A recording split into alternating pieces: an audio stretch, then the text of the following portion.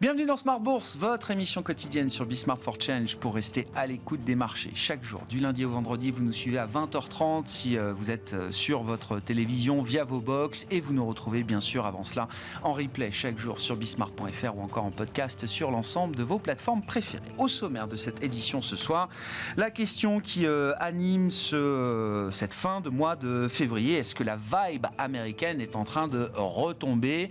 L'ambiance, semble-t-il, se refroidit sur le plan conjoncturel. En tout cas, un certain nombre d'enquêtes de confiance auprès des consommateurs, auprès des chefs d'entreprise ces derniers temps montrent effectivement que les esprits animaux sont peut-être en train de se refroidir un peu. Il faudra sans doute confirmer tout cela dans des chiffres un peu plus durs, mais c'est le sujet de cette fin de mois de février avec un dollar qui s'est un peu affaibli depuis l'installation de Donald Trump à la Maison-Blanche, des taux longs qui commencent à baisser un petit peu. On est autour de 4,30% pour le 10 ans américain. On vient de 4,80. C'est un affaiblissement modéré à ce stade. Et puis, sur les indices actions, eh bien, la dynamique est plutôt en faveur de l'Europe depuis une paire de mois maintenant, avec même un Nasdaq qui est négatif depuis le 1er janvier, quand les indices européens tiennent des performances de l'ordre de 10% de progression depuis le début de cette année. Question donc sur la vibe américaine avec nos invités de Planète Marché dans un instant.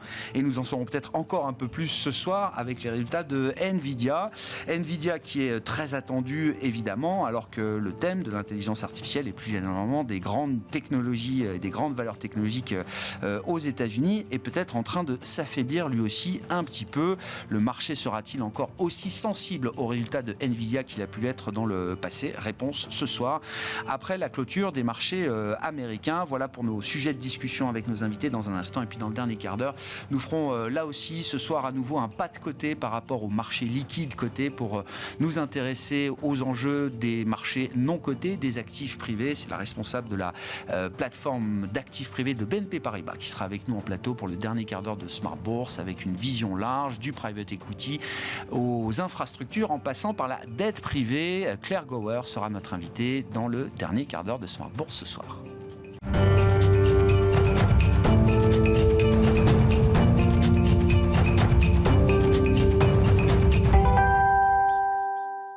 Tendance, mon ami. Chaque soir en ouverture de Smart Bourse, nous retrouvons Pauline Gratel qui vous apporte les infos clés du jour sur les marchés. Bonsoir Pauline. Bonsoir. Le facteur d'optimisme en Europe, c'est l'idée d'une résolution, en tout cas d'un cessez-le-feu entre la Russie et l'Ukraine. Ce sur quoi tablent les investisseurs aujourd'hui. Oui, les présidents Trump et Zelensky pourraient signer cette semaine et plus précisément vendredi un accord sur l'exploitation des minerais ukrainiens.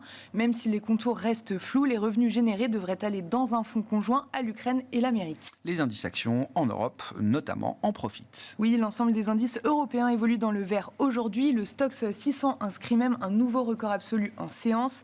Côté français, le CAC 40 gagne plus de 1% autour de 8150 points et se rapproche encore un peu plus de son précédent record inscrit le 10 mai dernier à plus de 8250 points.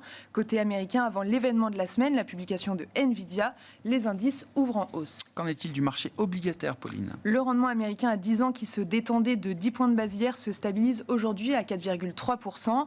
En Europe, le rendement allemand à 10 ans tourne autour de 2,45% et le rendement français de même échéance autour de 3,15%. Sur le marché des changes, le dollar se stabilise face à un panier de devises et l'euro-dollar se maintient autour de 1,05. Du côté des entreprises, beaucoup de publications étaient au programme aujourd'hui, notamment en France, à commencer par les chiffres de Stellantis. Oui, Stellantis fait état d'un repli de son chiffre d'affaires net d'environ 20% et le bénéfice net s'effondre de 70% à 5,5 milliards d'euros sur l'ensemble de l'année 2024. Après 2 années records en 2022 et 2023, la forte baisse des volumes de vente, surtout en Amérique du Nord, moins 25% dans cette région clé, et les stocks excessifs ont été sanctionnés par les investisseurs, puisque le titre est bon dernier du CAC 40 et cède environ 5%. L'autre composante du CAC 40 qui publiait aujourd'hui ses résultats, c'était Danone. Oui, le groupe agroalimentaire fait état d'une croissance de ses ventes supérieure à 2023 pour l'année 2024, avec un chiffre d'affaires en hausse de plus de 4% en données comparables. Les ventes ont été portées par la hausse des volumes et pas uniquement des prix du jamais vu depuis 10 ans. Le titre est en hausse d'environ 1%. Hors CAC 40, on retiendra aujourd'hui la grosse sanction pour le titre Worldline. Oui, la chute est lourde pour la société de paiement qui plonge de 16% à la suite d'une publication jugée décevante en 2024. Worldline fait état de résultats inférieurs à ses propres attentes et aussi aux attentes des analystes. Les perspectives 2025 sont jugées décevantes et vagues. Pierre-Antoine Vacheron, nommé hier soir à la direction générale, aura du travail pour redresser l'entreprise en crise depuis quelques temps.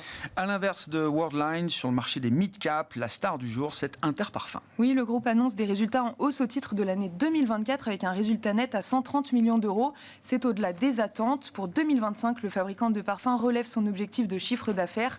Les résultats sont salués. Le titre gagne 5%. Quel sera le programme de demain sur les marchés pour les investisseurs, Pauline ? Les investisseurs arbitreront ce soir les résultats de Nvidia ainsi que ceux de Salesforce. Concernant les autres publications demain en France, on attend Téléperformance, Saint-Gobain, AXA, Engie ou encore Veolia.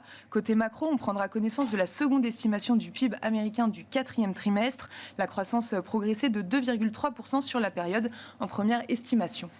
Tendance, mon ami, chaque soir en ouverture de Smart Bourse, Pauline Gratel vous apporte les infos clés du jour sur les marchés.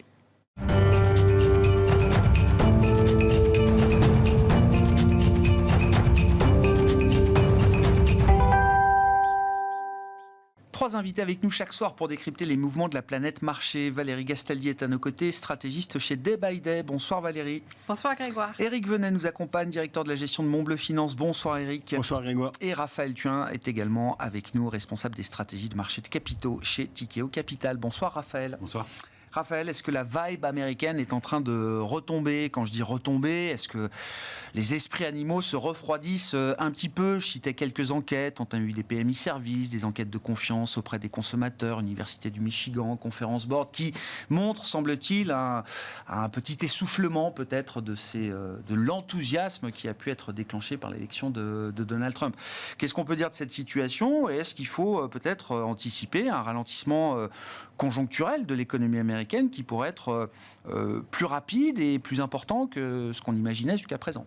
Oui, c'est vrai que l'exubérance qui est à la sortie des élections de Donald Trump est en train de s'affaisser. On voit un retournement du sentiment, de certains indicateurs macro, même si pour l'instant ça reste léger. Et puis sur les marchés aussi, on constate un vrai retournement de ce Trump trade. Vous savez, les taux d'intérêt qui rebaissent aux États-Unis, les actions américaines qui sous-performent l'Europe, tout ce qui avait effectivement suscité un grand engouement à la suite des élections, le Bitcoin en est un autre, c'est en train de se renverser. Et on s'interroge sur la suite, c'est probablement un moment de consolidation. Il y a des facteurs d'inquiétude sur le consommateur, sur les investisseurs, beaucoup de facteurs d'incertitude. L'un tourne autour évidemment de Washington, de l'administration Trump. On a beaucoup d'effets d'annonce, une espèce d'hyperactivité permanente qui brouille un petit peu les cartes. C'est vrai sur les droits de douane, évidemment, et là, personne ne sait à quelle sauce chacun sera mangé. Mais il y a aussi une incertitude autour du budget américain, beaucoup de discussions au Congrès autour de ce budget, de la thématique du plafond de la dette. Donc ça, clairement, ça pèse sur le sentiment du consommateur, de l'investisseur. Deuxième thématique, cette fois-ci plus marché peut-être autour de la tech.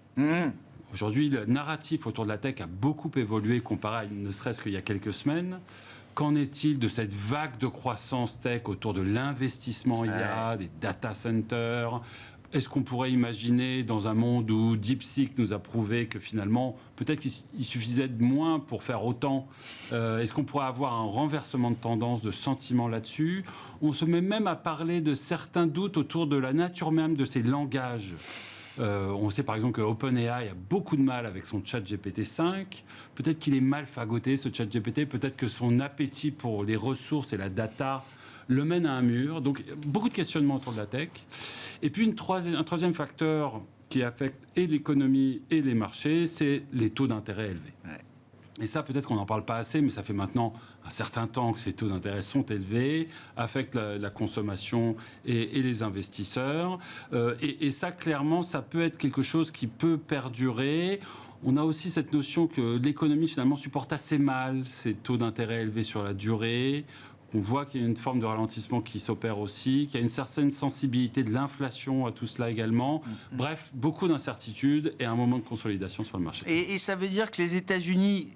Encore une fois, il y a 2 mois, je voyais assez peu de gens me dire que les États-Unis allaient ralentir fortement en 2025, etc.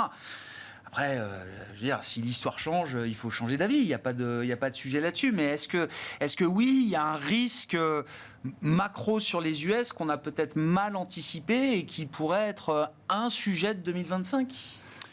Alors, je ne pense pas qu'on puisse dire qu'on en est là aujourd'hui. D'accord. On n'a pas encore d'indicateurs qui font penser qu'on est face à un trou d'air. Mais c'est vrai que ce risque-là que vous décrivez, il était absent des radars il y a quelques Et il semaines. mérite d'être au moins considéré. Aujourd'hui, c'est un scénario. Okay. Alors, on va voir, il y a encore plusieurs catalystes devant nous à analyser sur les marchés, sur l'économie. Le chemin vers la baisse n'est pas un chemin encore complètement balisé. Mais c'est vrai que ce scénario que vous décrivez, il était absent des esprits. Aujourd'hui, il existe. Valérie, comment vous regardez le sujet américain, cette ambiance qui semble retomber un peu quand on prend des grands marqueurs, oui, comme le dollar, comme les taux longs également. Alors, ça tombe bien, Donald Trump nous dit que c'est finalement son KPI. Il parle moins du Dow Jones que des taux longs, ou en tout cas via Scott Bessent. Non, mais si, il a un KPI de marché. On pensait que c'était le Dow Jones. Lui et son équipe et son secrétaire du Trésor semblent beaucoup plus focalisés sur les taux longs et ils en font un véritable indicateur de ce qu'ils disent être leur bonne politique. Il faut faire baisser les taux longs. Ça tombe bien, ils ont baissé un peu. Oui, mais il a de la chance. Bon, pour le moment, ça ne change rien à la pression relativement forte qui s'exerce à la hausse des taux longs aux États-Unis depuis longtemps. Enfin, même si ça s'est calmé depuis 2 ans, au cours de ces 2 années, on a quand même toujours une pression plutôt à la hausse de taux. Et en fait, ce matin, on est dans une situation qui est vraiment très très technique, tactique, parce que sur les taux, ça fait 2 ans qu'on bouge pas, comme sur le dollar. C'est ce que vous disiez la dernière fois. Donc, quand est-ce que ça va bouger ? Parce qu'un jour, ça va se remettre à bouger, sauf que là, c'est complètement mort et complètement éteint. Quand vous dites ça bouge pas, ça veut dire qu'on oscille dans des bandes de fluctuation connues, quoi. Exactement. On est dans des consolidations et on fait plus 5, moins 5 sur le dollar. Et puis voilà, on revient au milieu. Donc... Moi, mon expérience, c'est qu'il y a des moments qui... Alors, pendant ces phases, c'est extrêmement inconfortable pour ma méthodologie, parce que dans ma méthodologie, je cherche les moments où les marchés confirment un scénario fondamental, qui est un scénario que j'appelle simple, à savoir croissance, hausse de taux, inflation qui se reprend, ou alors au contraire, décroissance, baisse de taux, inflation qui baisse. Ça, c'est les 2 scénarios de base très simples. Et puis après, il y a plein de cheminements qui sont beaucoup plus délicats et qui peuvent donner lieu à d'autres... Et là, en fait, pendant 2 ans, on a eu des périodes de marché pendant lesquelles les États-Unis et l'Europe étaient désynchronisés, par exemple. Donc, on attendait mieux en Europe et moins bien aux États-Unis, en disant oui, mais ça peut se décorréler parce qu'il y a Trump, parce qu'il y a l'intelligence artificielle. Enfin, on invente plein d'histoires pour lesquelles ça pourrait se décorréler. Ou alors, les marchés donc bougeaient en sens différent. Enfin, bref, il n'y avait rien qui était aligné dans ma méthodologie. Et là, on a plein de choses qui s'alignent sur les taux et sur les devises. On est pile partout sur des niveaux clés où le dollar devrait remonter. En termes de probabilité, j'ai plutôt un dollar qui doit repartir à la hausse de là. Et les taux doivent remonter, les taux américains doivent remonter aussi. Donc on doit reprendre le chemin de la tendance précédente, là. Oui. Voilà. Là, on a le positionnement parfait pour que ça soit ce qui se passe. Et l'or, qui est quand même très très poussif depuis quelque temps. On va voir si on a un signal de vente qui pourrait venir là dans les jours qui viennent et qui viendrait déclencher, qui pourrait être un petit peu un choc rapide. Voilà, j'ai une image qui est quasi parfaite d'un timing pour qu'il se passe quelque chose. D'accord. Après, ça va se passer ou ça va pas se passer, mais pour moi, c'est un moment très intéressant. C'est un tournant de marché très intéressant. Mais sinon, je m'abstiens d'avoir des anticipations et des scénarios forts parce que je vois que tous les scénarios restent ouverts. Ouais. C'est juste que là, on a un timing pour que tout d'un coup, il y ait plein de choses qui s'alignent et qu'on reprenne un scénario qui soit... Alors, est-ce que ça va être favorable ou défavorable sur les marchés actions ? C'est pas encore clair, ça. Parce que la hausse des taux, elle a eu des impacts dans les 2 sens. Oui. Donc, on a vu les marchés actions monter concomitamment avec la hausse des taux. Absolument. Bon, moi, je vois quand même.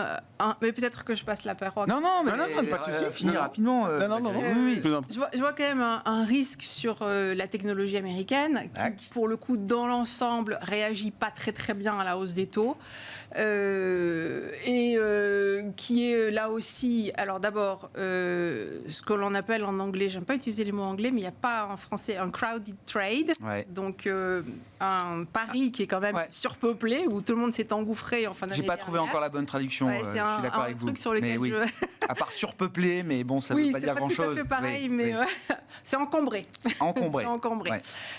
Donc en fait, quand les investisseurs ont tous pris ce pari-là, ils trop attendent consensuel, que ça se passe. trop consensuel. Ils attendent que ça se passe, et du coup, la moindre fragilité peut donner lieu à des déroulés un petit peu forts. Voilà, le yen qui se reprend gentiment, mais enfin qui se reprend quand même. Moins de 150, oui. Là aussi, on est sur un niveau.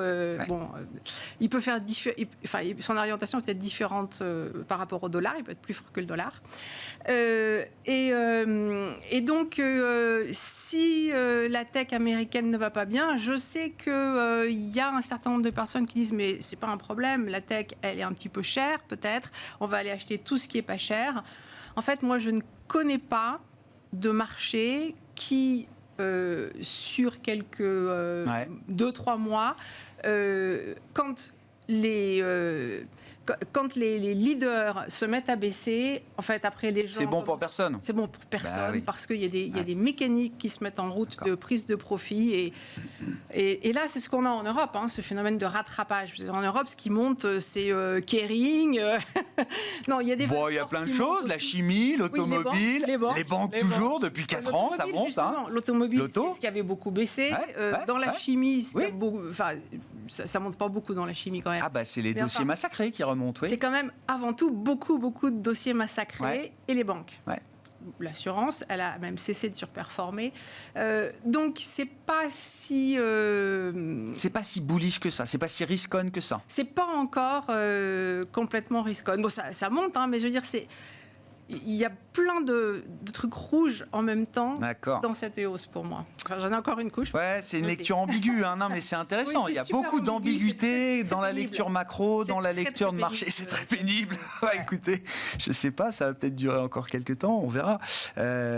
Vos commentaires sur la situation américaine et évidemment la situation de marché avec les deux grands trades gagnants de ce début d'année sont à l'envers de ce qu'on a vu en 2024. Là, il faut être plutôt long treasuries, long obligations américaines, en tout cas sur ces dernières semaines, et il fallait être long actions Europe par rapport aux actions américaines. Oui, alors ça ne sort pas d'un chapeau. En fait, le Trump Trade, c'était le pari, de ce qu'on pensait, nous, s'il y avait une logique dans la façon de faire de M. Trump, c'était de se dire, business friendly, c'est-à-dire j'enlève tout ce qui est, je dérégule, je baisse les impôts, ainsi de suite, et vous allez voir ce que vous allez voir, la croissance va revenir, la psychologie va être là, et ok, j'ai compris, ça va être un peu inflationniste, parce que je vais mettre un peu de tarifs, mais c'est pas grave, et il a raison si c'était une politique, ce que je doute, c'était pas grave parce qu'il y avait tellement d'affaires que l'inflation, ça serait indolore parce que de toute façon vous faites plus et donc vous n'en souffrez pas. Le problème, c'est que ça a été fait tellement en dépit du bon sens que vous brouillez l'image, que certes on va baisser peut-être les impôts, mais c'est pour demain et après-demain. C'est pas tout de suite. Voilà, ce qui se c'est passe pour au demain Congrès, et après-demain. C'est loin d'être abouti. Voilà. En attendant, vous dites que vous allez faire une OPA sur le Canada, sur le Groenland, que c'est la Russie qui est la victime, et donc, c'est un peu déconcertant. Ça, c'est pour l'Américain qui pense un peu, et pour le fonctionnaire, en tout cas, lui, il est viré, Millie Mulberry, et on lui explique, on lui demande en un tweet d'expliquer s'il est utile ou pas, ou sinon ce qu'il a fait sur les 5 derniers jours. En fait, comme l'économie, c'est quand même beaucoup de psychologie, il a tout faux, en fait. S'il voulait faire ça, il a tout faux, en fait. Je comprends. C'est-à-dire que, donc, moi, je trouve tout à fait normal qu'on s'interroge sur la croissance, et je crois que c'est que le début. en fait. Et alors, ça repartira, mais l'économie, c'est aussi il part du d'un temps. niveau de croissance qui est enviable par tout le monde. Enfin, ce que je veux dire, c'est qu'on ne parle pas de récession là aux États-Unis. Non, mais personne ne parlait de récession. Non, mais voilà, plus personne n'en parle. Même avant l'élection de Trump, personne ne parlait de récession. On attendait l'arrestage en douceur, on n'en voyait jamais venir, mais l'économie tenait bien. Sauf qu'on a voulu faire une accélération et que ça tombe à l'eau ça fait flop parce que il y a beaucoup trop d'incertitudes et ça fait peur en plus. Donc, je rappelle simplement que l'économie américaine, c'est 70% de la consommation. Donc, quand vous avez l'indice de confiance qui chute comme ça de 105 à 98, que vous avez autant d'incertitudes, c'est normal qu'on soit inquiet. Alors, c'est normal aussi qu'on s'interroge sur l'inflation n'est plus un sujet. C'est la croissance pour le ménage américain, c'est un sujet. Quand on voit les enquêtes de confiance, eux, ils voient l'inflation à 5 ans remonter fortement. Sauf que l'inflation à 5 ans, si demain vous n'avez plus de boulot, on s'en fout. Donc en fait, c'est un objectif secondaire. C'est un objectif secondaire. Okay. Alors, on va être sauvé par la Fed, qui, dans un premier temps, va se dire on va peut-être être obligé quand même de sauver le soldat Trump, puisque la croissance va patiner. Enfin, encore une fois, c'est une version, je ne sais pas si j'ai raison, en tout cas. Vous dites comme ça en cas de ralentissement trop prononcé de la croissance, il faudra compter sur la réserve fédérale américaine. Dans sa balance, c'est quelque chose qu'elle... Donc c'est normal que l'Europe surperforme, mais ce n'est que temporaire jusqu'au mois de... à mon avis, au mois de juillet, quand la Fed reviendra... Remettre des baisses de taux. Exactement. Voilà.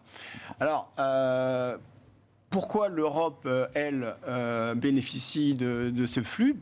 C'est copier-coller. C'est-à-dire que quand vous avez une incertitude aussi importante aux États-Unis, qu'est-ce que vous faites ? Vous suivez les banques centrales. Les seuls pays où les taux baissent... Où le chemin est tracé. C'est la Chine et l'Europe. Ouais. Donc, en fait, pour répondre à toutes les questions qu'on se posait tout à l'heure... Parce que des incertitudes, on en a aussi en Europe, Eric. Oui, mais pas sur les taux. Pas sur les taux. Non, il n'y a aucune incertitude sur les taux. Sur le sens du voyage, je suis d'accord. Okay. Donc une incertitude sur la croissance, mais elle va rebondir et elle est drivée par les taux. Donc tout ça me paraît assez bien justifié. D'accord. Donc là, il y a une séquence pour vous favorable à l'Europe qui peut encore se prolonger un peu. Alors la question des taux longs américains, c'est une... Alors s'ils baissent les taux longs, c'est à mon avis aussi, parce que l'inflation va être peut-être moindre quand il n'y a pas de croissance, il n'y a plus d'inflation, où il y a moins de pression de l'inflation. Et puis, ça peut être aussi un refuge, parce que lorsque vous ne savez pas très bien où vous en êtes, le refuge suprême, ça reste quand même le dollar long américain. Donc, il va peut-être avoir raison, M. Trump, de baisser de voir ses taux longs baisser, mais pour la très mauvaise raison. Oui, c'est ça. Pas pour la raison qui souhaiterait. Oui, mais cette baisse des taux longs, on passait de 4,80 à 4,30. Mais qu'est-ce que ça reflète pour vous, Raphaël ? Des incertitudes que vous décriviez tout à l'heure ? Oui, effectivement, il y a un questionnement sur les anticipations de croissance, le fait qu'il y a des signes de ralentissement, que ces signes de ralentissement, on ne sait pas dans quelle mesure ils pourraient perdurer et se concrétiser par un ralentissement plus sévère aux États-Unis. À un moment, on était quand même en haut de ce fameux range dont vous parliez. Donc effectivement, clairement, il y a cette thématique croissance. Et sur les tarifs, comment le marché joue l'idée des tarifs ? C'est-à-dire, est-ce que le marché y croit encore ? Est-ce que le marché voit l'effet récessif des tarifs avant tout ? C'est vrai qu'on a l'impression que la menace est toujours permanente, l'épée de Damoclès est là au-dessus des têtes de tout le monde. Des tarifs doivent arriver la semaine prochaine, nous promet Trump à nouveau. Pour l'instant, les seuls tarifs qu'il a mis, c'est 10% sur la Chine, ce qui est déjà beaucoup moins que ce qu'il proclamait tout au long de sa campagne. Est-ce que le marché a un peu capitulé sur l'idée qu'il y aura des tarifs, tout simplement ? Sur les tarifs, c'est clairement la grande incertitude. Ouais. D'ailleurs, elle pèse sur les économies. Clairement, on parlait de cette manque de visibilité pour les consommateurs, pour les investisseurs et les droits de douane en font partie. Donc là, on a tout l'effet négatif des tarifs sans les tarifs, quoi. Oui, et d'ailleurs, comme souvent d'ailleurs, cette incertitude, elle pèse presque autant que la réalité de la nouvelle derrière. Ouais. On l'a vu, par exemple, vous vous souvenez, lors des élections américaines, rien que le fait d'avoir un président quel qu'il soit a suffi pour soulager les marchés et à laisser un petit peu repartir les investissements. Ça a été vrai en France avec les problématiques politiques, où le fait d'avoir un budget peut-être peut détendre un petit peu les anticipations d'investissement. Et aujourd'hui, c'est vrai sur les droits de douane. C'est beaucoup aujourd'hui de spéculation, vous l'avez bien dit. On n'a pas vu encore la réalité de ces droits de douane. D'un côté, on comprend bien qu'il est dans une posture de négociation. Il l'avait annoncé la couleur. C'est une espèce d'échange qui doit avoir lieu et qu'il fait à peu près sur toutes les dimensions de sa politique économique. D'un autre côté, on sait aussi que c'est une conviction profonde du président Trump. Oui. Il en parle depuis les années 80. Oui. Il y a des vidéos de lui dans les années 80 où il parle de la Chine et comment la Chine vole les États-Unis. Et on parle donc d'il y a 40 ans. Et donc, lui qui est un grand pragmatique, peut-être qu'on peut lui reconnaître une conviction, c'est sur ses droits de douane. Donc d'un côté une posture de négociation, d'un autre côté une conviction profonde et un capital politique suffisant pour les mettre en place. Aujourd'hui, on a vraiment beaucoup de mal à choisir. À savoir effectivement ce qui va... Bon, il a eu ce petit message quand même à un moment en disant est-ce qu'il y aura de la douleur ? Oui, peut-être un peu. Il a aussi quand même cette conscience et il prépare aussi peut-être les esprits au fait que oui, il y aura peut-être un peu de douleur à accepter, mais ça en vaudra le coup. C'est ce qu'il ajoute. Et on revient à cette conversation sur le put Trump. Peut-être qu'il nous semble un petit peu moins à l'écoute, attentif, aux réactions dans un premier temps en tout cas, du marché et de l'économie. On sent qu'il a le capital politique suffisant pour laisser un petit peu l'histoire se dérouler, pour tracer son sillon, avancer sur le programme sur lequel il a été élu, sans trop écouter ce que dit le marché, ce que disent les conseillers, qui semble-t-il sont beaucoup plus alignés que la fois précédente. Donc on a envie de penser qu'il a envie de dérouler son programme. Puis le marché n'est pas encore un problème pour lui, même si le Nasdaq est négatif depuis le 1er janvier. Je veux dire, il y a quand même une accumulation de plus-value et de performance qui est quand même solide derrière. Sur le dollar et les taux, quand vous dites qu'il y a une vraie probabilité aujourd'hui, en tout cas c'est un moment clé avec une probabilité importante qu'on voit peut-être le dollar remonter et les taux remonter, pour revenir jusqu'où ? Toujours en restant dans les... Non, pour sortir des intervalles précédents. Pour aller au-delà alors.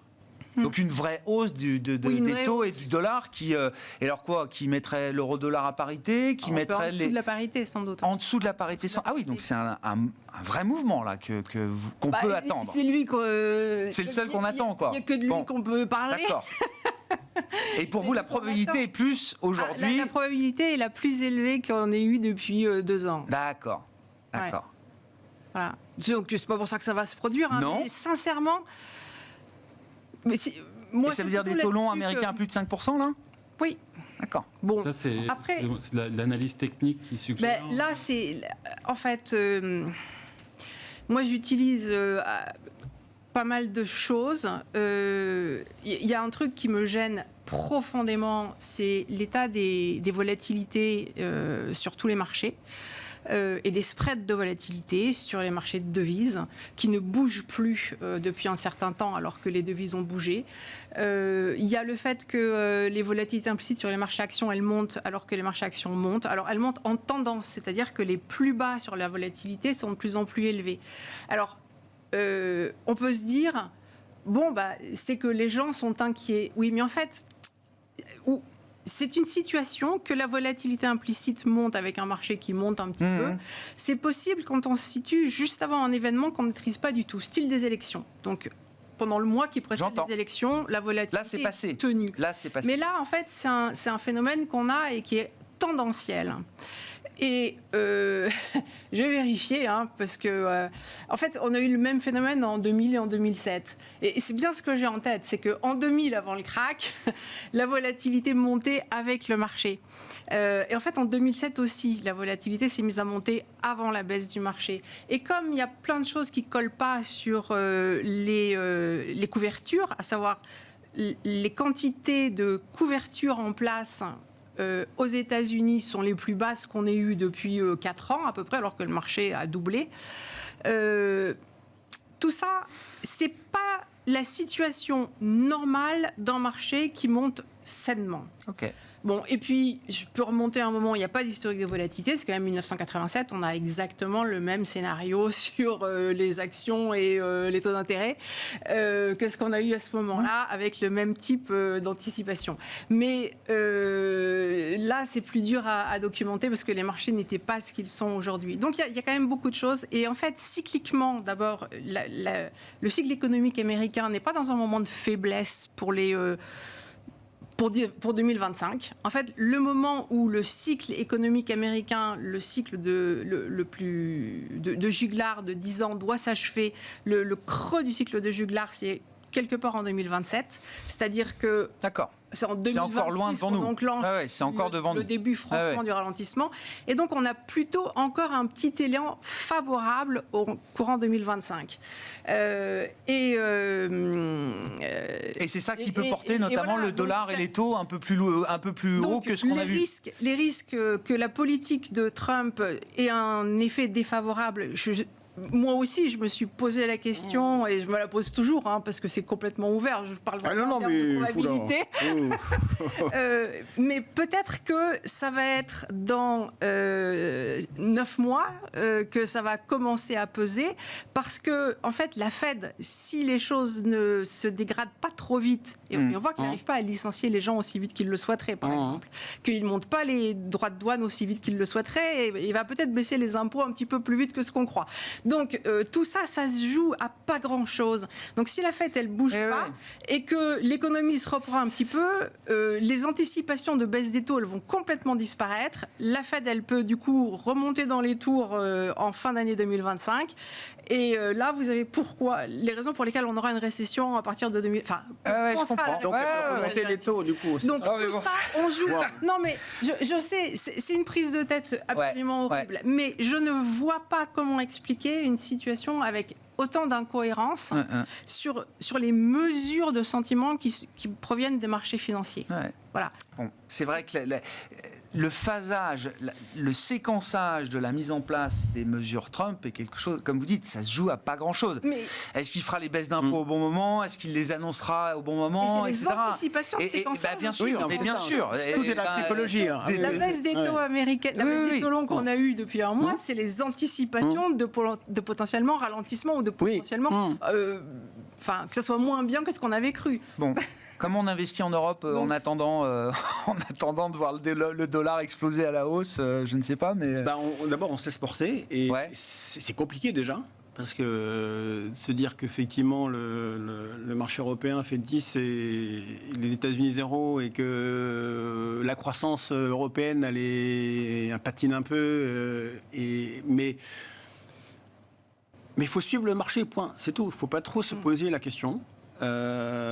Et puis, chaque jour, vous avez quoi faire. Je veux dire, par définition, ce que j'ai remarqué, c'est que le marché surréagit, mais très très fort. Donc en fait, je me mets à contre-pied à chaque fois, et à chaque fois, 2 fois sur 3, ça marche.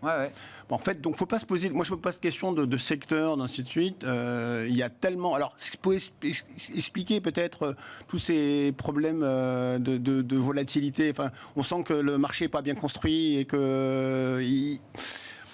Je suis quand même assez étonné par les écarts je regardez Schneider, c'est quand même une belle... Bon, vous perdez 8%, vous reprenez 4% l'an dernier. Non, mais on s'en fout l'an dernier. Enfin, je veux dire, ce que je veux dire, c'est que c'est pas des... il se passe sur les grosses ce qui se passait sur les small l'année dernière. Et donc, vous avez envie d'acheter du Stellantis aujourd'hui, alors? Oui. Ah oui, je fais. J'ai pas le souci. Et ça fait 3 fois que je le fais. Et en fait, donc, non, mais je réponds ça. C'est-à-dire qu'en fait, j'ai pas d'état d'âme sur les secteurs parce que, oui, on n'est pas d'accord sur ni les taux, ni les ventes. Enfin, on n'est pas d'accord. Enfin, on n'a aucun scénario. Autant l'année dernière, j'ai dit, bon, alors, est-ce que ça va ralentir, pas ralentir, récession, soft landing? Enfin, ok, d'accord, on est dans le bon sens. Là, on parle de à nouveau. Ok, il ne faut pas être dogmatique, il faut être vraiment... Voilà, c'est tout. C'est une question de flux, donc il faut aller... Pour l'instant, on suit les flux. Voilà, les flux reviennent sur l'Europe. Il faut aller où le marché se passe, c'est tout. Et le marché se passe en Europe, tant mieux. Bon. Alors, il y a une thèse que vous défendez ardemment chez Tikehau sur l'Europe, c'est celle de la souveraineté, la défense. Il y a des stratégies dédiées à ce thème-là aujourd'hui chez vous, Raphaël. Comment vous regardez, j'allais dire, à la fois les résultats des élections allemandes, ce que ça peut amener comme effet de traction en Europe, et puis face à cela, un Trump, pour le coup, très actif, ou semble-t-il en tout cas, sur le terrain géopolitique, avec l'idée d'apporter là rapidement un cessez-le-feu entre la Russie et l'Ukraine. Vous parlez, je vous pique la formule, Raphaël, mais elle vous revient, d'un moment ChatGPT pour le secteur de la défense en Europe. Oui, on pense qu'il y avait effectivement beaucoup de facteurs qui convergeaient vers cette idée que cette thématique de la souveraineté européenne pourrait être un vrai relais de performance pour l'investisseur, quelque chose dont on a très souvent parlé, vous et moi, avec cette idée qu'aujourd'hui, à un moment où l'Europe doit prendre conscience de sa fébrilité, de sa dépendance aux acteurs externes, elle est en train de réinvestir dans son avenir. Donc la matérialité la plus évidente de ce que je viens de dire, c'est effectivement la défense. La défense, aujourd'hui, c'est évidemment une performance très importante sur l'année. On pense qu'effectivement, c'est probablement le début d'une méga tendance sur laquelle il est bon de se positionner. On entend effectivement des chiffres colossaux être aujourd'hui lancés par les différents gouvernements. On parle de 3% de dépenses du PIB en Grande-Bretagne. On parle d'un plan de 200 milliards en Allemagne. La France ne sera pas en reste. On parle aussi de rediriger ces dépenses vers les acteurs européens. 80% de nos dépenses d'équipement militaire partent aux États-Unis. Ah oui. On n'a pas l'industrie pour satisfaire nos besoins aujourd'hui. Et donc un projet industriel qui se tourne autour de cette thématique de défense, la volonté de faire une relance budgétaire à travers la défense, qui est très encourageante. Vous prenez une entreprise comme Rheinmetall, qui est ce champion allemand. Donc si c'est le moment de ChatGPT, Rheinmetall serait le Nvidia de la défense en Europe. C'est moi qui le dis. D'accord. Parce que ça se paye cher. Ça se paye cher, Rheinmetall. Ouais. Alors, on va parler valo. Mais déjà, regardons bénéfices, chiffre d'affaires. Rheinmetall, entre aujourd'hui et l'espace de quelques années, on estime que le chiffre d'affaires va doubler. Donc déjà, en termes de méga tendance, la problématique ici, c'est pas de créer de la demande, c'est de faire face à cette demande, d'avoir une capacité de production suffisante. Et ce qu'on dit sur Rheinmetall, c'est vrai sur Dassault avec le Rafale, c'est vrai sur Airbus, c'est vrai sur quantité de ces acteurs de la défense en Europe. Donc, des perspectives de croissance des bénéfices qui pourraient être évidemment un facteur de performance pour l'investisseur, d'une part. Puis d'autre part, il y a les valos. Alors les valos, c'est intéressant de s'y arrêter. Si vous regardez les niveaux de valos de la défense en Europe, c'est pas cher. On est à 22-23 fois les bénéfices. À un moment où l'Europe traite à 14 fois, effectivement, vous payez une prime pour être investi en défense. Leurs équivalentes américaines à ces entreprises de défense, elles se traitent à 45 fois. Ah oui. Donc on est moitié moins cher comparé à des entreprises, somme toute, assez équivalentes aux États-Unis. Donc on a vraiment un scénario où, d'une part, on peut avoir un relais de performance à travers la croissance des bénéfices, et d'autre part, relais de performance à travers un re-rating des valos, un accroissement des niveaux de multiples de valorisation. Donc on n'est pas totalement sur des scénarios loufoques. Nous, on pense que c'est une tendance long terme. On note aussi que dans l'histoire, cette relance budgétaire par la défense, elle a été aussi susceptible de relancer les économies. Ça marche sur le plan macro ? Ça a des effets d'entraînement sur le plan macro ? C'est arrivé dans l'histoire, malheureusement dans les années... Dans les années 30, en Allemagne, ça a été un cas d'école. On va parler de la guerre froide aussi. On peut même parler dans une certaine mesure de la Russie aujourd'hui, dont l'économie tient à travers ses dépenses de défense. On peut donc imaginer un effet de ruissellement de ces dépenses budgétaires de la défense qui sont consensuelles aujourd'hui sur l'ensemble de l'économie européenne. Et puis peut-être, si vous me permettez, un dernier argument autour de cette thématique de souveraineté. Aujourd'hui, on parle de la défense. On est subjugué par les montants, on voit la performance des valeurs de défense. Peut-être que demain, on parlera d'autres secteurs. Il n'y a pas que, dans la souveraineté, il n'y a pas que la défense. La technologie inquiète, la pharma, 80% des ingrédients pharmaceutiques dans les médicaments européens viennent d'Inde et de Chine. Donc cette problématique qu'on se pose aujourd'hui avec une grande urgence autour de la défense, elle peut se répliquer par ailleurs. D'où cette thématique de la souveraineté, d'où ces fonds dédiés, d'où notre travail sur la cyber, sur le private equity, sur l'aérospatial. On pense que c'est une méga tendance, en tout cas une source de performance pour l'investisseur. Oui, c'est ce que j'allais rajouter ça. C'est-à-dire qu'en fait, c'est pas que Rheinmetall, c'est que derrière, vous avez un vrai projet de croissance européen. Et dingue, on n'a jamais parlé de l'Europe comme ça depuis, je ne sais pas, depuis la dernière crise. Non. Oui, alors c'est pas que l'Europe, c'est surtout l'Allemagne. Enfin, je veux dire, l'Allemagne a compris que, le chancelier qu'on va Merz, avoir en c'est Allemagne, market positif, quoi. Ça donne envie. Il n'y a jamais eu un chancelier comme ça, aussi pro-américain. Je crois que c'était combien de fois il a été aux États-Unis. Pro-business, pro-Europe, pro-américain, pro-US. Bon. Et vient de réaliser que non, ça peut pas le faire. Donc vous avez un moment dans l'histoire où s'il devait se passer quelque chose en Europe, c'est maintenant. Ça, c'est clair. Et j'ai toujours été un peu optimiste européen, donc vous avez le droit. Ça peut le faire. Je crois que ça peut le faire. Mais c'est pas que l'armement. Alors effectivement, l'armement nous fait comprendre parce que c'est c'est ça, c'est du priorité concret. immédiate. Oui. Mais effectivement, derrière, on peut dérouler plein de scénarios et c'est un vrai projet de croissance sur l'Europe. Et ça peut changer. Ça peut changer, peut-être oui. de la prospective très long terme, mais ça peut modifier évidemment la perception qu'ont les investisseurs globaux de l'Europe. Ça peut modifier la perception de notre capacité à croître, de la croissance potentielle, des multiples de valorisation de nos marchés européens. Parce qu'à 14-15 fois, on est là où on doit être. Ou en tout cas, on est là où on est depuis des années en termes de multiples. Hein. Pour l'instant, c'est juste parce qu'on n'est pas aux États-Unis, en Europe. On a fait un petit rattrapage, point. Mais ça peut, de rattrapage, en devenir une vraie histoire si, effectivement, on enquille des étapes assez rapidement. Et ça peut le faire. Ouais. Donc, du coup, ça serait hyper justifié d'être sur l'Europe aujourd'hui. Et c'est que le début, effectivement, d'une histoire. Mais pas que le secteur de la défense, qui est déjà bien payé, mais enfin bon, qui, comme la tech aux États-Unis, peut entraîner un discours financier en attendant que ça irrigue l'économie. Et ça a mis un certain temps pour irriguer. Quand je disais que Rheinmetall, c'est notre Nvidia, alors c'est un peu... Peut-être. Je n'ai pas vu le rapport, mais peut-être. Alors. C'est un peu l'idée. Je ne sais pas ce que ça vous inspire, Valérie. Puis sur le marché européen, faisons le point sur les banques. Vous disiez, attention... oui, je pense que ça s'arrêtait de monter. On est à plus 20, hein, depuis le début de l'année. Depuis le début de l'année, les 10 premiers étaient normaux. OK. Et les 10 suivants... Les 10 suivants sortent de votre scénario, alors. Ouais, et on est au-delà de... Et c'est bon, alors, du coup ça n'a pas de sens particulier. Enfin, oui, c'est bien. Enfin, c'est potentiellement le signe qu'on attend effectivement plus de croissance en Europe.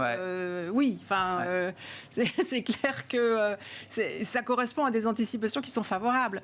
Et vu le niveau qui a été dépassé, vu son importance, c'est sans doute pas un faux signal. Maintenant, c'est des niveaux qui peuvent...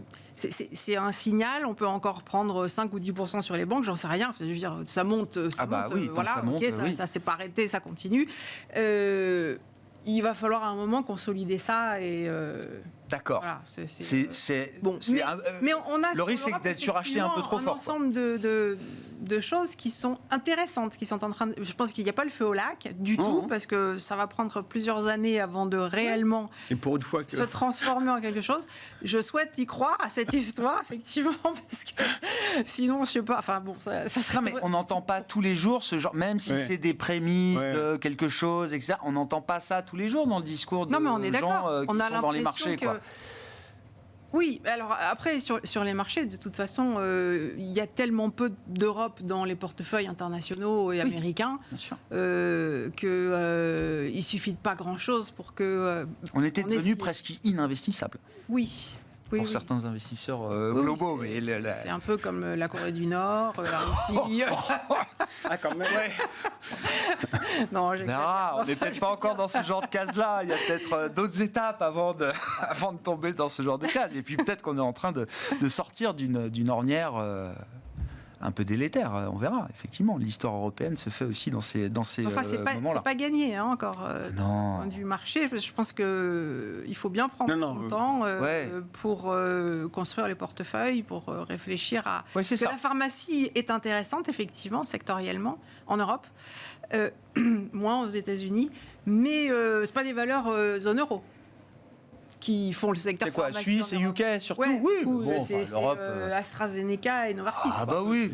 Novo, Biomérieux, Sartorius. Oui, Ouais. oui, Novo Nordisk, c'est peut-être encore. Ça, Enfin, c'est beaucoup pas plus la zone euro, Novo Nordisk. Non, Oui, mais enfin, c'est l'Europe, on prend tout le monde. Oui, on est un Il n'y a peu pas plus que la près zone de- euro.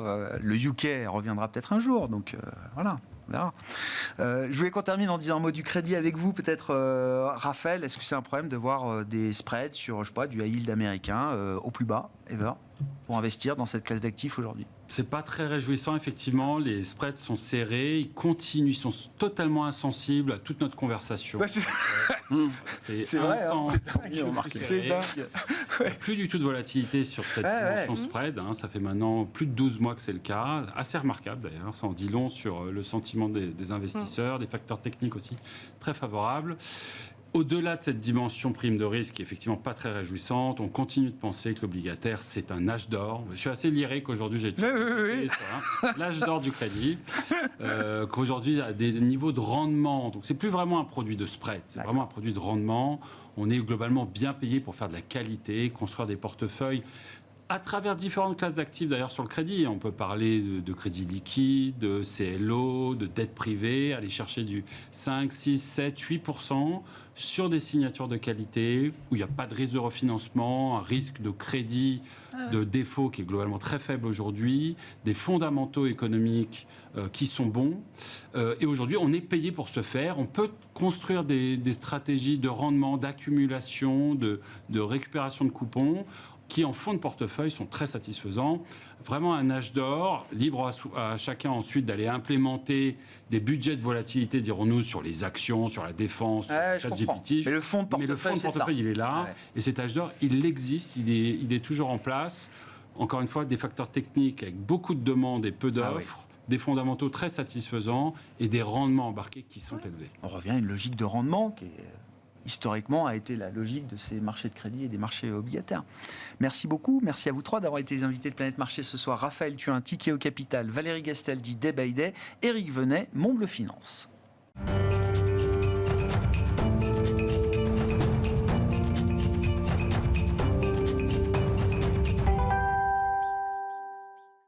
Le dernier quart d'heure de Smart Bourse. Chaque soir, c'est le quart d'heure thématique. Le thème ce soir nous amène à nouveau dans l'univers du non-coté, des actifs privés, les enjeux et les perspectives de ces marchés d'actifs privés. Nous en parlons ce soir avec Claire Gaver, qui est à mes côtés en plateau, responsable Fund Platform Private Assets chez BNP Paribas. Claire, bonsoir. Bonsoir Grégoire. Merci beaucoup d'être là. Un mot peut-être pour nous décrire le rôle de la plateforme, Fund Platform Private Assets au sein de BNP Paribas. Qu'est-ce que vous faites concrètement, Claire ? Alors, la Fund Platform au sein de BNP Paribas, c'est l'équipe qui est en charge de la sélection des fonds externes en private assets. Donc on couvre les fonds de private equity, de private debt et d'infrastructure.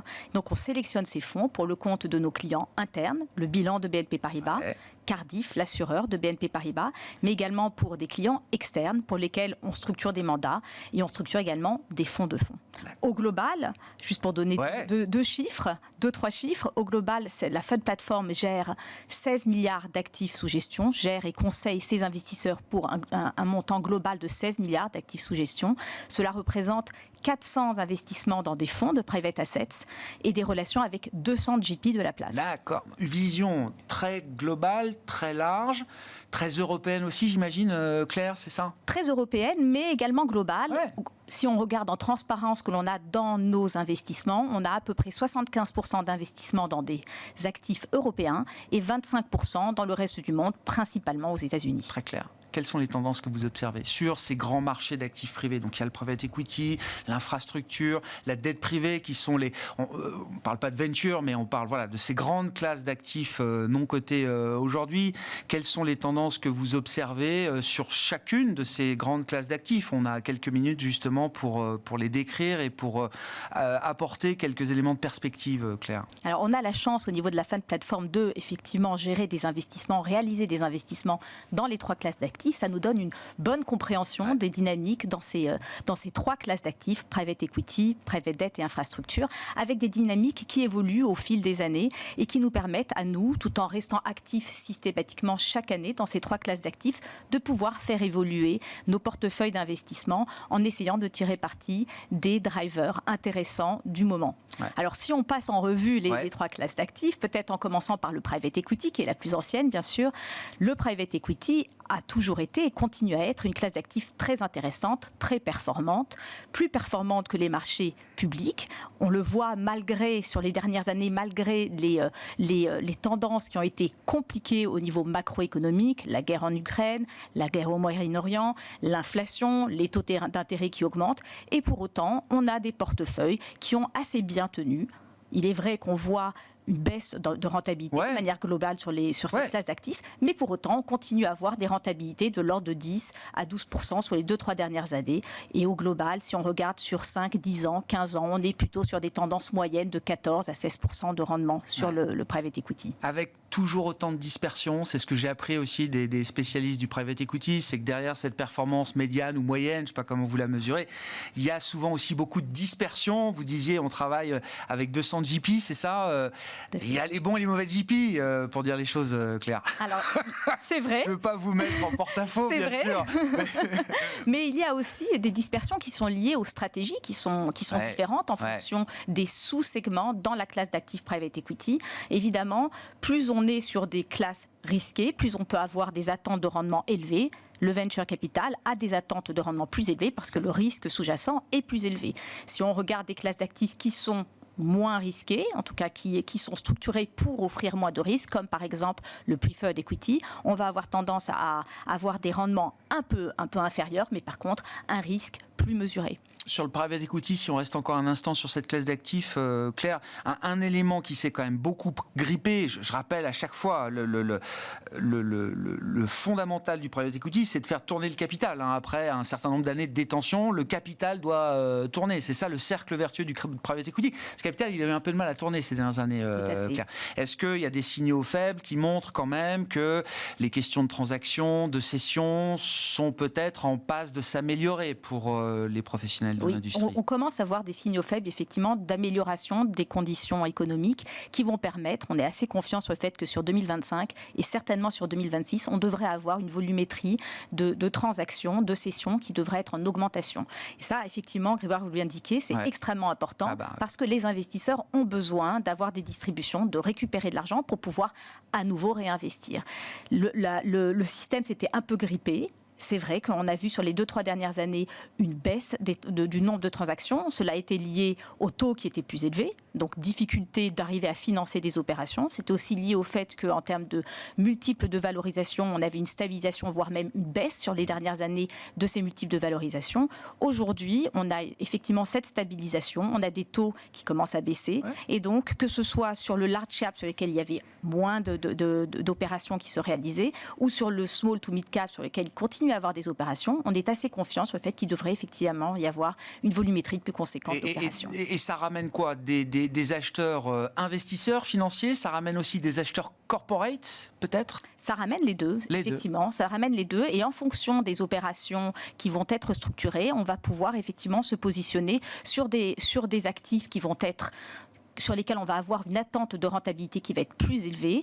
Quand on regarde le small to mid cap, on est souvent sur des opérations de type primaire, des opérations qui sont identifiées par les fonds de manière propriétaire. Et sur ce type d'investissement, on peut attendre effectivement des opérations avec des rentabilités plus fortes. Sur le marché de la dette privée, alors là, moi, c'est un marché que j'ai découvert maintenant il y a une paire d'années, mais il y a eu, comme on l'a vu sur le private equity, un grand push pour la démocratisation de l'investissement en dette privée, donc vis-à-vis de clients privés et non plus seulement institutionnels. Qu'est-ce qu'on peut dire de la situation de ce marché, de ces marchés de dette privée, et quelles sont les perspectives qu'on peut avoir sur ces marchés-là ? Alors, le marché de la dette privée a eu un énorme engouement de la part des investisseurs sur les 2-3 dernières années, évidemment lié au fait que les taux de base ont augmenté. augmenté, que les marges ont augmenté. Et du coup, en termes de rentabilité, on pouvait avoir, en rentabilité brute, des opérations qui généraient des rendements de l'ordre de 9 à 11%, avec un risque qui était assez mesuré et des leviers qui avaient eu tendance à baisser.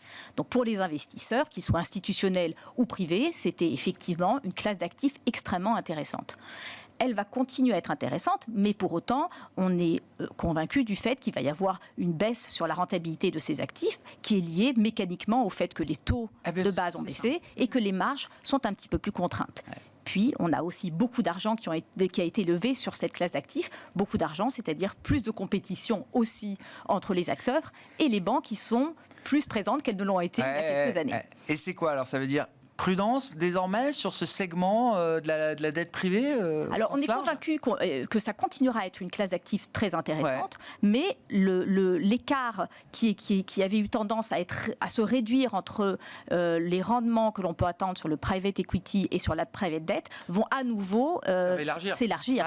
Et donc il faut être conscient de cela. Mais dans cette classe d'actifs private debt, il y a bien sûr les fonds d'unitranche dont je veux parler avec les rendements que j'indiquais, mais il y a également d'autres types de fonds qui peuvent être très pertinent. En particulier, la dette Special Opportunities nous paraît être un segment de marché très intéressant. D'ailleurs, sur ce segment, nous levons nous-mêmes un fonds de fonds qui offre finalement une diversification très élevée avec un rendement bien plus élevé que ce que l'on pourrait avoir sur des fonds d'unitranche, un rendement de l'ordre de 12 à 15%, donc qui se rapproche vraiment du type de rendement qu'on peut avoir sur le private equity, alors même que les actifs sous-jacents sont à plus de 70% des actifs dans la dette senior. D'accord. Special Opportunities, qu'est-ce que ça veut dire, Claire? La dette Special Opportunities, ce sont des structurations de dette qui sont mises en place par ces fonds pour pouvoir finalement continuer à financer des sociétés qui sont passées par des difficultés au niveau de leur bilan, mais qui ont des fondamentaux qui sont très forts. Et puis, alors, restent les infrastructures, effectivement, donc, qui concernent, j'allais dire, toutes les infrastructures critiques. C'est ça, souvent, qu'on décrit dans l'investissement en infrastructure. Qu'est-ce qu'on peut dire de ce point de vue-là? Et où est-ce que vous voyez des opportunités, aujourd'hui, les plus intéressantes, selon vous, dans ce marché des infras? Alors, comme vous l'indiquez, ce sont des infrastructures qui sont essentielles dans le monde, essentielles pour nos économies. Aujourd'hui, on est convaincu du fait que les gouvernements vont avoir du mal à continuer à financer ces infrastructures, d'où la place pour les acteurs de l'infrastructure private assets.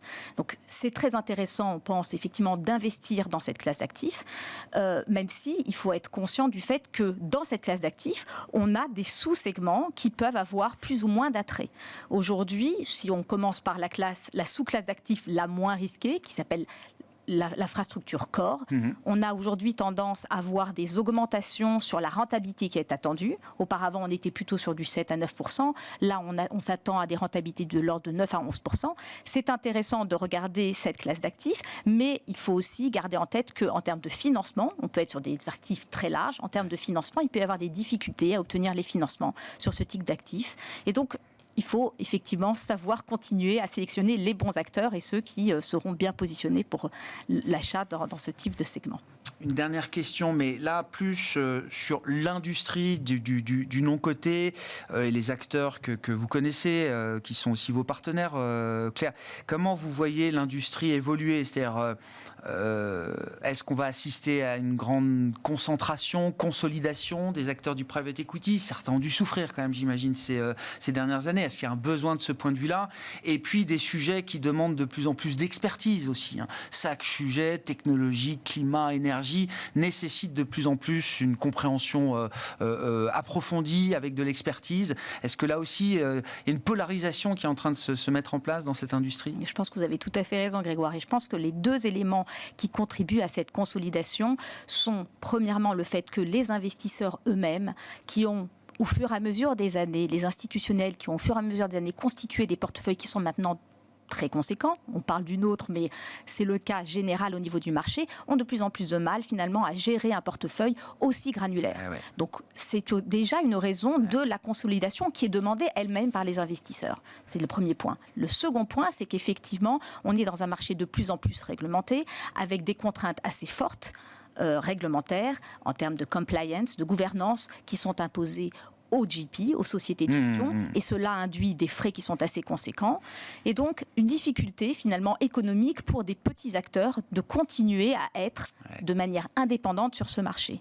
Ces différents facteurs font que finalement des asset managers assez conséquents vont chercher à rajouter des briques qu'ils n'avaient pas encore dans leur plateforme, et donc d'offrir finalement un portefeuille de fonds, de stratégies différentes très large à leurs investisseurs, ce qui leur permet aussi, comme je l'indiquais tout à l'heure, dans les évolutions de marché où on voit les institutionnels qui se repositionnent peut-être plus sur la dette ou plus sur l'infra ou plus sur le PE. Aujourd'hui, on pense que c'est vraiment un bon moment pour le PE, d'avoir les différents produits à offrir et donc de pouvoir effectivement continuer à être aussi présents et continuer à lever des montants conséquents auprès de leurs investisseurs. Vous parliez de la réglementation, la simplification arrive, Claire. C'est le grand choc de simplification devant nous en Europe aujourd'hui. On l'espère en tout cas. Merci beaucoup Claire Gaver qui était avec nous. Fund Platform Private Asset, responsable de la Fund Platform Private Asset chez BNP Paribas, invité de ce quart d'heure thématique de Smart Bourse ce soir.